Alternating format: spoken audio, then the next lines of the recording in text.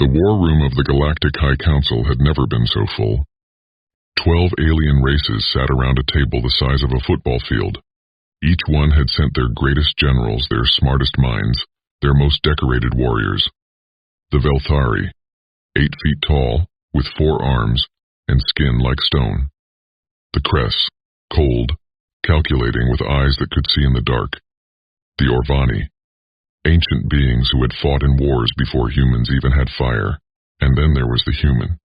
One human. His name was Sergeant Marcus Webb. He wore no armor, no medals. He carried only a small metal case. He walked through the door alone.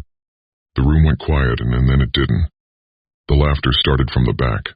A deep rumble from the Velthari general. A sharp clicking sound from the Cress. Their version of a laugh. Even the old Orvani let out a slow, echoing hum of amusement. One of the Velthari generals leaned over to another and whispered, loud enough for the whole room to hear. "They sent us one human, is this a joke?" Marcus stopped walking. He looked around the room slowly. He didn't smile. He didn't frown. He just looked at them. The way a man looks at a problem he has already solved. He set the metal case on the table. He opened it. 3 minutes later, no one was laughing. The galaxy was burning. Not in one place, not in one corner, everywhere. 4 planets were already gone. Not damaged, not conquered, gone. Turned into cold, dead rock floating in empty space. No survivors, no warnings, no mercy. The enemy had a name, the Dreth. Nobody had chosen that name. Nobody had spoken to them. Nobody even knew what they looked like up close. The name came from the sound their ships made when they moved through space. A low, heavy hum that spread through every communication channel. A sound that meant one thing to every living creature in the galaxy. Run! The Galactic High Council had sent fleet after fleet. Big ships, strong ships. Ships filled with the best soldiers from 12 different races. The Velthari sent 10,000 warriors. The Cress sent their fastest attack ships.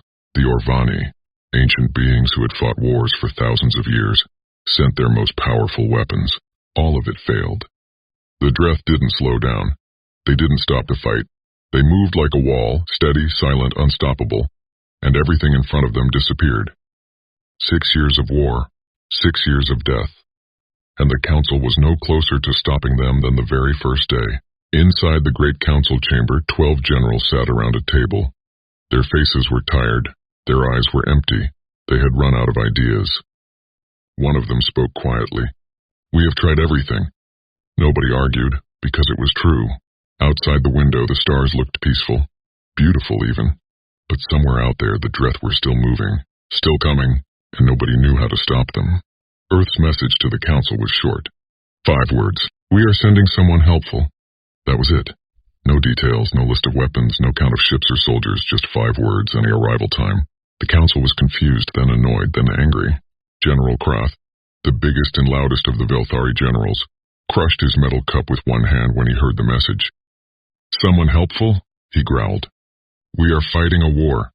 We don't need helpful, we need an army." But Earth didn't send an army. 3 days later, a single small ship landed at the council station. No weapons attached to it. No military markings. Just a plain gray ship, the size of a large truck, with Earth's symbol painted quietly on the side. One door opened. One man stepped out. He had no armor, no weapons on his belt. He carried only a small metal case in his left hand, the kind a person uses to carry documents or tools. His clothes were simple. His boots were old. He looked like someone who had just come from a long meeting at an office somewhere. His name was Sergeant Marcus Webb. He was not tall, not wide, not frightening in any way. A Cress guard standing at the entrance looked him up and down slowly. The Cress had 4 eyes. All 4 of them blinked at the same time, which meant, in Cress body language, one thing. "Is this a joke?" Marcus looked back at the guard calmly. He didn't explain himself, didn't smile, didn't try to look impressive. He just said, "Which way to the War Council?" The guard pointed, mostly out of confusion, and Marcus Webb walked in. The War Council chamber was built to make visitors feel small. That was the point. The ceiling was so high it disappeared into shadow. The walls shifted color slowly. Deep blue, cold gray, dark red, like a living thing breathing around you, 12 massive thrones sat in a perfect circle, each one built for a different alien body, each one occupied by the most powerful military mind of its race. Every eye in the room turned when Marcus walked in. And then came the sounds, a deep rumble from the Velthari side, a sharp clicking from the Cress, a slow echoing hum from the ancient Orvani. Different sounds, different languages, different ways of laughing, but all meaning the same thing. Look at this tiny creature. Marcus stopped in the center of the room. He didn't rush. He looked up at the ceiling first, studying it, then the exits, then the faces around the table, one by one, slowly, like a man reading a map he had seen before. General Krath leaned forward on his throne, all four of his arms pressed against the armrests. His stone-like skin caught the light as he spoke. "Human," he said. The word landed like a rock dropped on a floor. "Do you understand where you are standing?" "Yes," Marcus said. "Do you understand what we are facing?" "Yes," Marcus said again. Krath's eyes narrowed. "Then explain to me. Why are you smiling?" Marcus looked up at him. "I'm not smiling, General," he said quietly. "I'm thinking." He walked to the table. He placed his small metal case down without asking permission. He pulled out a chair, one clearly not made for a human, and sat down like he owned it. The room stopped laughing, not because they respected him, because something felt different now, something they couldn't name yet. Marcus did not speak immediately. He sat in that too-big chair in that too-big room, surrounded by 12 races who thought he was nothing, and he did something nobody expected. He looked at his hands, quietly, calmly, like a man sitting alone at breakfast. The silence stretched. 10 seconds, 20, 30. General Krath's jaw tightened. The Crest commander's 4 eyes blinked rapidly, a sign of irritation. Even the ancient Orvani elder shifted slightly in her silver throne. Finally, Krath slammed one fist on the table. "Speak, human, or leave." Marcus looked up. "I have one question first," he said. "You have no right to ask questions here." "In 6 years of war," Marcus said, his voice calm and flat, "has anyone actually tried talking to the Dreth?" Complete silence, not the silence of thinking. The silence of a room full of powerful beings who just heard something that hit them somewhere uncomfortable. Krath opened his mouth, closed it. The Crest commander spoke instead. Her voice was sharp like cut glass. "The Dreth do not communicate. Every ship that approaches them is destroyed immediately. There is nothing to talk to." "Every armed ship," Marcus said, "every fleet, every military vessel." He paused. "But has anyone sent one person? No weapons, no threats, just a question?" The Orvani elder, the oldest living being in the room, turned her pale silver face toward him slowly. Her voice came out like wind through old trees. "That," she said, "would be certain death." Marcus nodded. "Probably," he agreed. "But you've tried war. You've tried weapons. You've tried running." He looked around the room one more time. "How did that work out?" Nobody answered, because the answer was sitting in the silence around them. 4 dead planets, 6 wasted years, 0 results. Marcus lifted the metal case. He didn't rush. He didn't perform. He opened it the way a carpenter opens a toolbox, quietly, practically, like a man about to fix something broken. Inside was no weapon, no secret device, no alien technology stolen or borrowed, no grand invention that would make the generals gasp, just a small projector, a translation unit, and one folded piece of paper covered in handwritten notes. Krath stared at the case, then at Marcus. "That is your plan," he said slowly. "Paper?" Marcus didn't answer. He plugged the projector into the table's central port. The ceiling lights dimmed automatically, and in the middle of the great circular table, a star map appeared. The entire known galaxy, floating in blue light.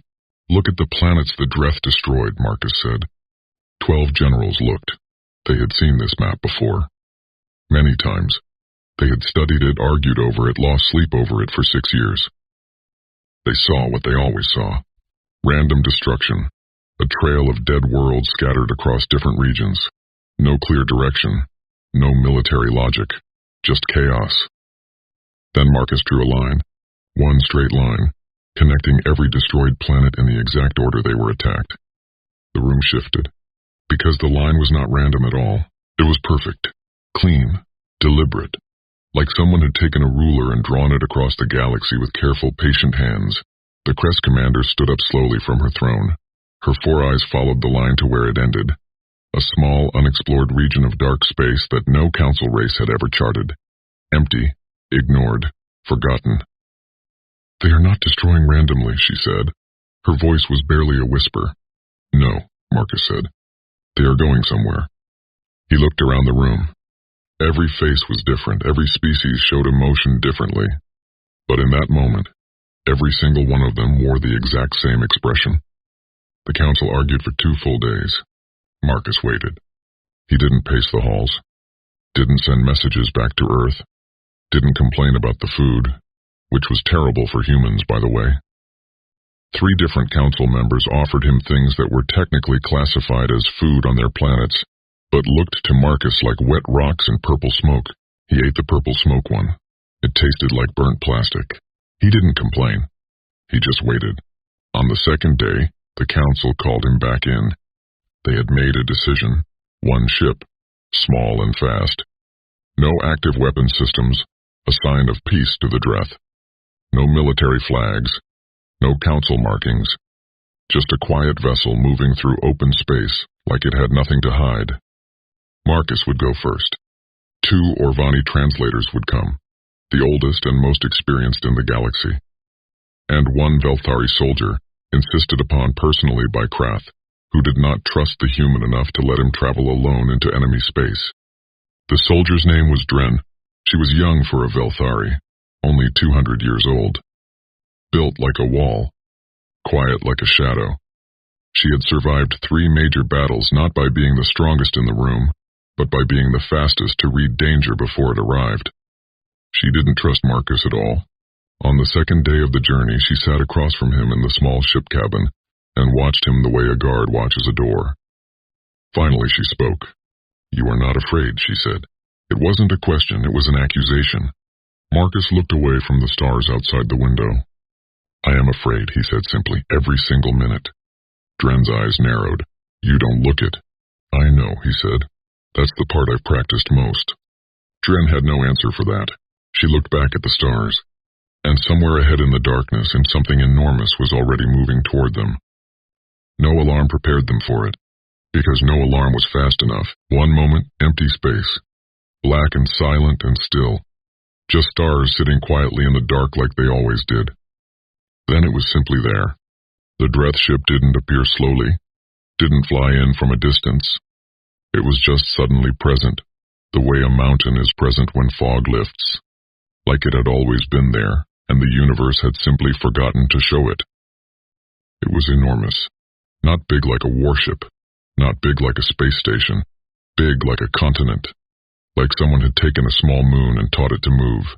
Its surface was dark metal, but not smooth, covered in thousands of deep grooves, channels and patterns that ran across its entire body like veins on a hand.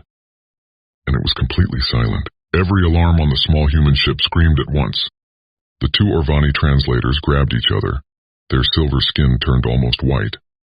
One of them began whispering something in an ancient language, a prayer perhaps, or maybe just a goodbye. Dren was on her feet instantly, weapon in both hands, eyes locked on the viewing window. Every muscle in her body pulled tight like a rope about to snap.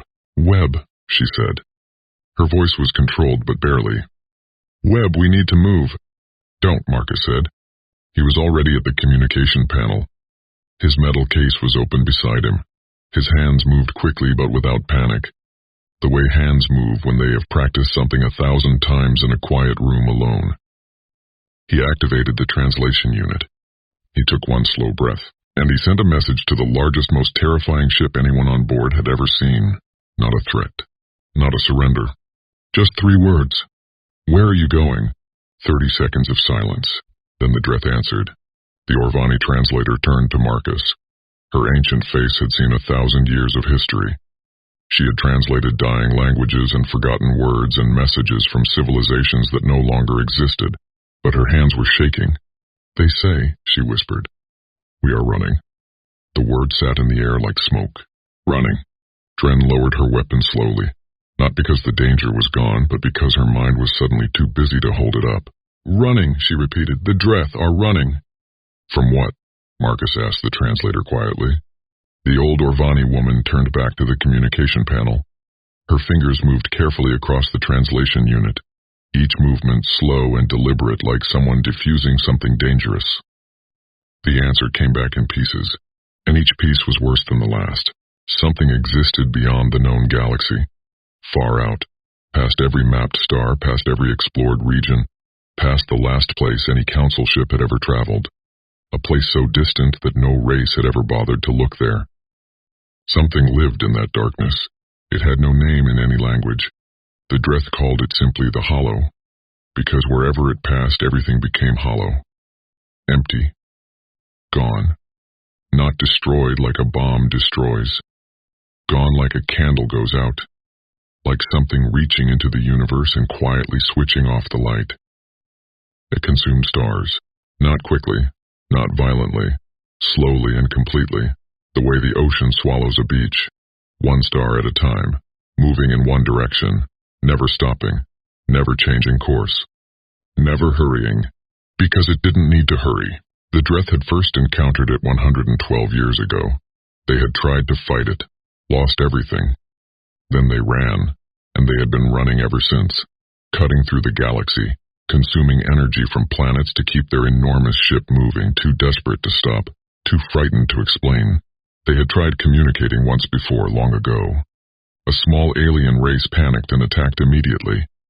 The Dreth defended themselves, and after that the story spread everywhere. The Dreth destroy everything they touch. Marcus sat very still. He looked at the enormous dark ship outside the window, at those deep grooves running across its surface like old scars. Not a monster, a survivor. How long, he asked quietly, before the Hollow reaches us? The translator listened, turned around. 1 year, she said. The journey back felt longer than the journey there. Nobody spoke much. Dren sat in her seat and stared at the floor, which was something nobody had ever seen a Velthari soldier do. Velthari didn't stare at floors. They stared at enemies. They stared at horizons. They stared at things worth fighting. Floors meant defeat. The two Orvani translators sat close together like two old trees leaning on each other in wind. Their silver skin had not returned to its normal shade since the Dreth ship disappeared back into the dark. Only Marcus was moving. He sat at the small desk in the corner of the ship cabin. The metal case was open beside him. The folded piece of paper was unfolded now, covered on both sides in numbers, diagrams, and small, careful drawings that nobody else could fully read. He wrote, crossed out, wrote again. He didn't sleep the entire journey back. When they returned to the council station, Marcus walked straight into the chamber without waiting to be called. This time nobody laughed. Not one sound. 12 generals sat in their thrones and watched him walk to the center of the room. He looked different somehow. Same clothes, same old boots, same plain face. But something in the air around him had changed.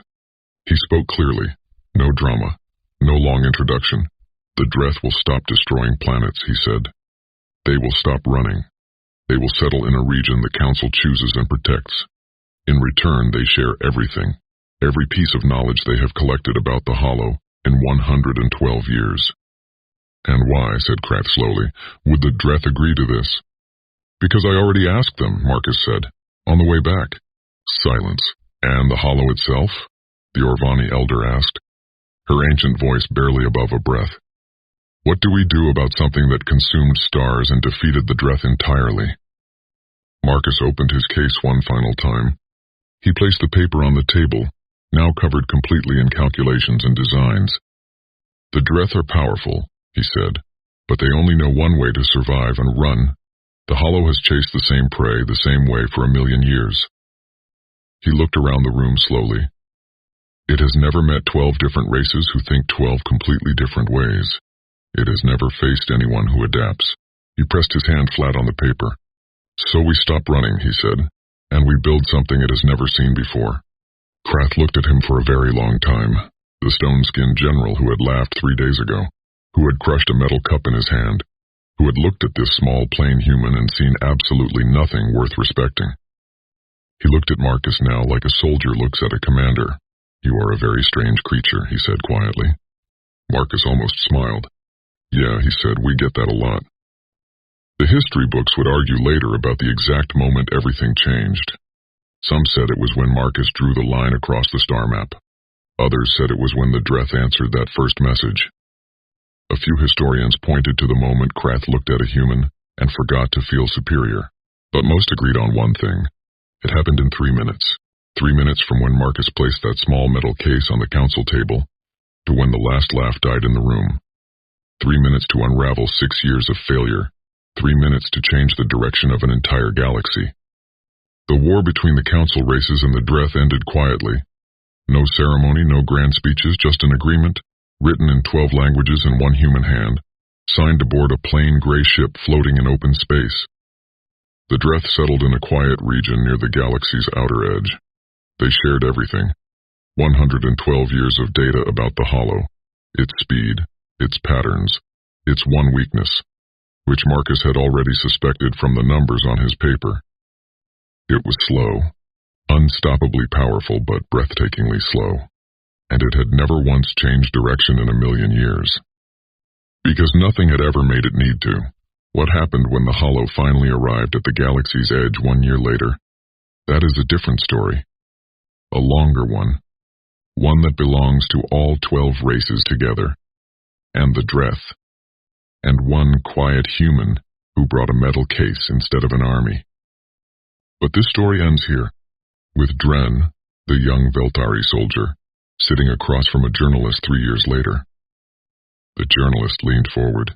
What was it really like, she asked, being in that council room? Dren was quiet for a moment, her stone-gray face completely still. I walked in thinking the human was the weakest thing present, she said. When did that change? Dren looked out the window, at the stars, at the quiet, peaceful, still existing stars that were there because one man asked a question nobody else thought to ask. She turned back. 3 minutes in, she said,